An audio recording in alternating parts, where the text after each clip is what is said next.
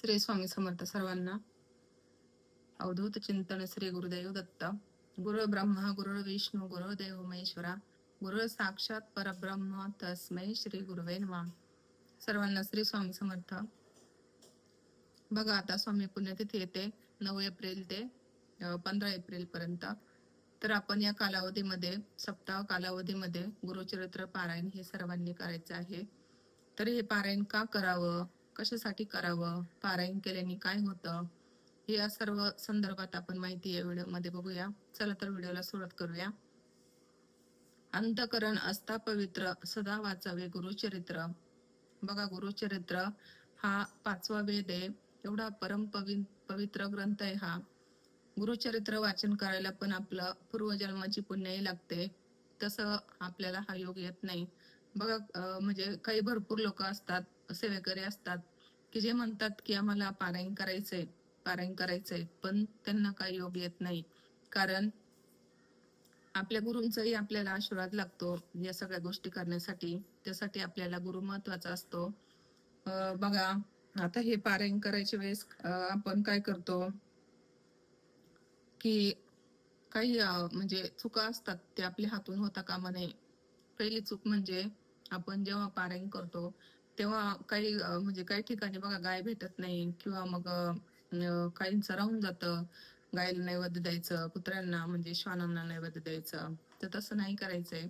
ज्या वेळेस आपण पारायण करणार, म्हणजे तुम्ही कधी करा, आता सप्ताह याच्यामध्ये केलं तर खूपच छान, कारण आता स्वामी पुण्यतिथी येते, त्यामध्ये तुम्ही केलं तर खूपच छान. किंवा मग तेव्हा नाही जमलं करायला, तर तुम्ही कधी करू शकता, म्हणजे ज्यावेळेस तुमची इच्छा होईल त्यावेळेस तुम्ही पारायण हे करू शकता. तर त्यावेळेस काय करायचंय, आता समजा तुम्ही आता समजा पुण्यतिथी येते, तेव्हा आपण पुण्यतिथीच्या आधी 7 दिवस पारायणाला सुरुवात करतो. इतर वेळेस आपण कधी, म्हणजे शुक्रवारपासून सुरुवात करायची, शनिवारी पारायण वाचायला सुरुवात करायची, आणि शुक्रवारी 1 गाय आणि 4 कुत्रे यांना नैवेद्य द्यायचा असतो. तर हे आवर्जून द्या, आणि ते नैवेद्य देताना त्यांना बोलायचंय की मी गुरुचरित्र पारायण करते, तर माझा हा निरोप दत्तगुरूंपर्यंत पोचवा, असं आपण त्यांना सांगायचंय. कारण त्यांचे दत्तगुरूंचे वाहन आहेत बघा हे श्वान आणि गायी. तर त्यांना आपण नैवेद्य देताना असं आवर्जून बोला. पारायण म्हणजे काही लोक बघा पारायण करायला घाबरतात की याचे खूप नियम आहेत वगैरे, कडक नियम असतात, आपल्याकडून काही चुकायला नको. असं काही नसतं. आपली जेव्हा इच्छा होईल तेव्हा आपण हे पारायण करू शकतो. तसा देव काय भावेचा भुकेला असतो. देवाला काय एवढं, म्हणजे तुम्ही किती अंतकरणापासून सेवा करतात याला महत्व आहे. तुम्ही किती पारायण, काय काय लोक बघा खूप पारायण करतात, अगदी महिन्याला 2-2, 3-3 पारायण करतात. पण जर तुमचं म्हणजे मन एकदम असं, आणि ते एकदम भरभर वाचून मोकळे होतात, तसं नाही करायचंय. वाचन करताना ते वाचन आपल्याला कळायला पाहिजे. आपल्या गुरुचरित्र ग्रंथामध्ये बघा, जे दिंडोरी गुरुचरित्र आहे त्याच्यामध्ये मराठी भावार्थ पण दिलेला आहे, आणि नंतर म्हणजे संस्कृत, थोडस मराठी आणि संस्कृतचं मिक्स ते, तर ते पण दिलेले. म्हणजे जेव्हा आपण मराठी भावार्थ वाचतो तेव्हा आपल्याला पूर्ण अध्यायामध्ये काय आहे हे समजतं. त्यामुळे मराठी भावार्थ वाचूनच पारायण करावं असं मला वाटतं. वेळ थोडासा लागतो जास्त, हरकत नाही. आपण 8 महिन्यातून किती करतो, समजा एक पारायण कोणी करत असेल तर 2 तास, 2.25 तास लागतील. तर तेवढे आपण दिवसभरातून देवासाठी देऊ शकतो ना. कारण ही पारायण आपण स्वतःसाठीच करतोय. आता पारायण करायचं म्हणजे आपण स्वतःसाठीच करत असतो. म्हणजे कुणी असेल जे दुसऱ्यांसाठी करतं तर खूपच उत्तम, ते खरंच खूप भाग्यवान आहेत. पण जे स्वतःसाठी सेवा करतात त्यांनी हे लक्षात ठेवा. अजून आपण पारायण करताना काय करायचंय, संकल्प घ्यायचा आहे. आता तुम्ही किती पारायण करणार आहेत, कसं करणार आहेत, त्यासाठी संकल्प घ्यायचा असतो. उजव्या हातात पाणी घ्यायचं, त्यात 2 दाणे अक्षता टाका, 1 फूल टाका, आणि तुमचं नाव घ्या, गोत्र घ्या, तुम्ही पारायण कोणत्या कारणासाठी करतात ते बोला, आणि ते पाणी ताम्हणामध्ये सोडून द्यायचंय. आणि दत्तगुरूंना, स्वामी महाराजांना प्रार्थना करायची आहे की महाराज, माझ्याकडून हे पारायण हे निर्विघ्नपणे करून घ्या. आता पारायण करताना बघा, एक गोष्ट लक्षात ठेवायची आहे की आपल्या घराच्या आजूबाजूला ज्या ग्रामदेवता असतात, आता समजा तुमच्या घराच्या बाजूला गणपती बाप्पांचं मंदिर आहे, किंवा देवीचं मंदिर आहे, शंकराचं मंदिर आहे, तर तिथं जाऊन तुम्ही त्यांचा आधी मान सन्मान करायचा आहे. स्वामी महाराजांचा मान सन्मान करायचा आहे की आमच्याकडून हे पारायण हे निर्विघ्नपणे करून घ्या. मान सन्मान कसा करायचा आहे, एक नारळ घ्यायचं, खडीसाखर घ्यायची, एक देठाचं पान घ्यायचं, सुपारी, त्यावर एक नाणं ठेवायचं, खारीक ठेवायची आणि भीमसेनी कापूर ठेवायचा आणि ते देवापुढे ठेवायचं, ते दक्षिणेकडे देठ करून त्या पानाचा, आणि नारळ हातात घ्यायचं आणि बोलायचं की मी श्री स्वामी समर्थ महाराज यांची सेवेकरी असून मी उद्यापासून श्री गुरुचरित्र पारायण चालू करते.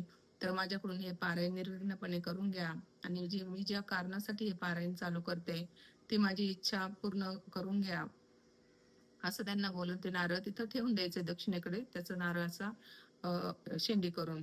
तर असं तुम्ही प्रत्येक देवदेवतांचा मान सन्मान करायचा आहे. त्यानंतर आपण पारायण चालू करायचंय.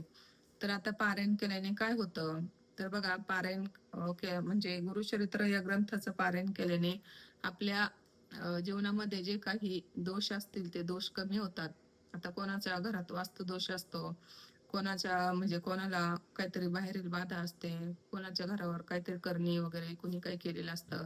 आता बघा हे कलियुग आहे आणि इथं माणसं आहेत, एका माणसाला दुसऱ्या माणसाची प्रगती देखवत नाही, किंवा एक पुढे चालला तर दुसऱ्याला त्याचे पाय कसे मागं ओढता येतील. काही माणसं असे असतात बघा की त्यांना दुसऱ्यांचं चांगलं बघवत नाही.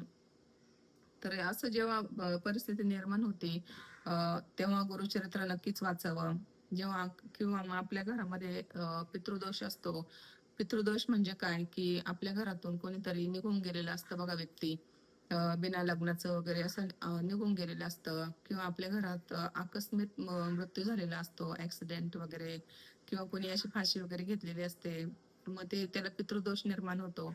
तर मग या पितृदोष निर्माण झाल्यामुळे ते पित्र आपल्यावर म्हणजे असंतुष्ट असतात ते स्वतःही, कारण त्यांचा आत्मा तृप्त झालेला नसतो. मग ते आपल्यालाही म्हणजे नीट राहून देत नाहीत, म्हणजे सुखात राहून देत नाहीत. त्यासाठी त्यांची सेवा करायची असते. ते जर संतुष्ट झाले तरच आपल्या जीवनामध्ये आनंद येतो. मग त्यासाठी हे गुरुचरित्र पारायण करायचं असतं. याने काय होतं, ते पितृदोषही कमी होतो.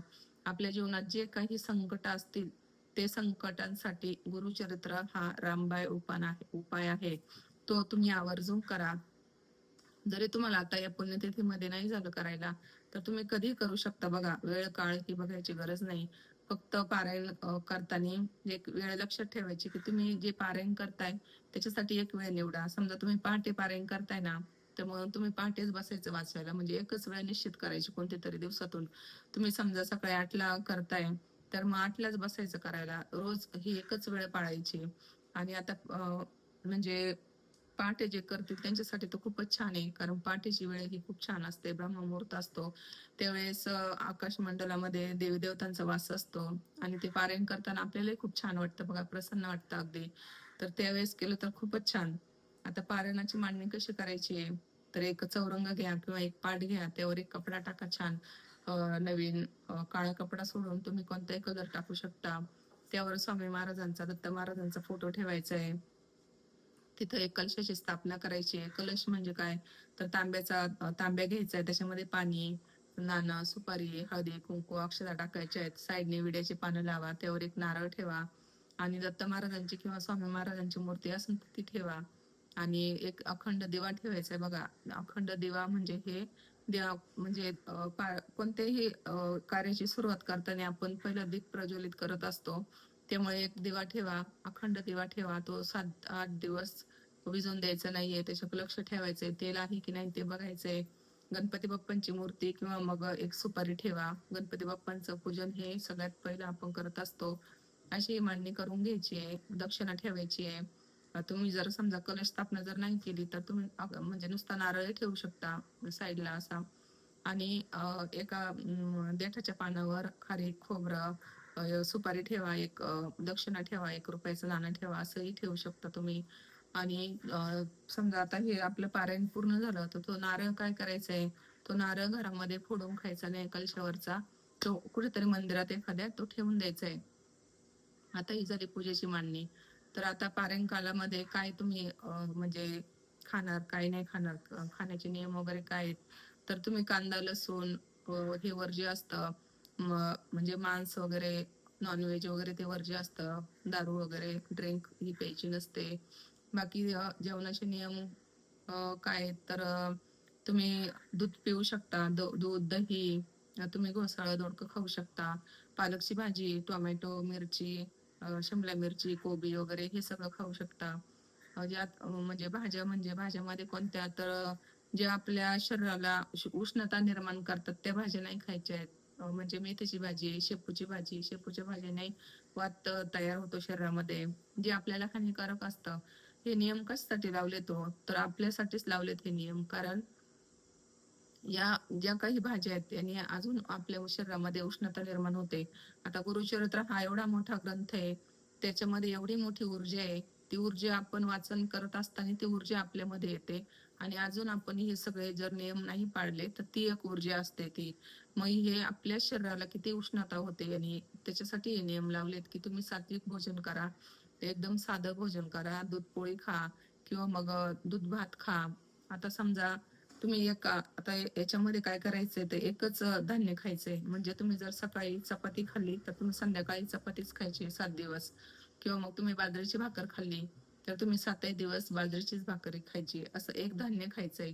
कडधान्य वगैरे नाही खायचं याच्यामध्ये. त्यांनीही आपल्या शरीरामध्ये ऊर्जा निर्माण होते. आणि ते द्विदल धान्य, शेंगदाणे वगैरे नाही खायचे. खोबरं चालतं, शेंगदाणे नाही खायचे. साबुदाणे उपवास तर म्हणजे नाही पकडलं तर चांगलंच आहे. आणि पकडला तर तुम्ही फळ सर्व प्रकारचे खाऊ शकता. आणि याच्यावर म्हणजे अजून नियम म्हणजे झोपण्याला तुम्ही बेडवर नाही झोपायचे. सतरंजी वगैरे चटई टाकून तुम्ही जमिनीवर झोपू शकता. हे नियम पाळा आणि छान असं पारायण करा.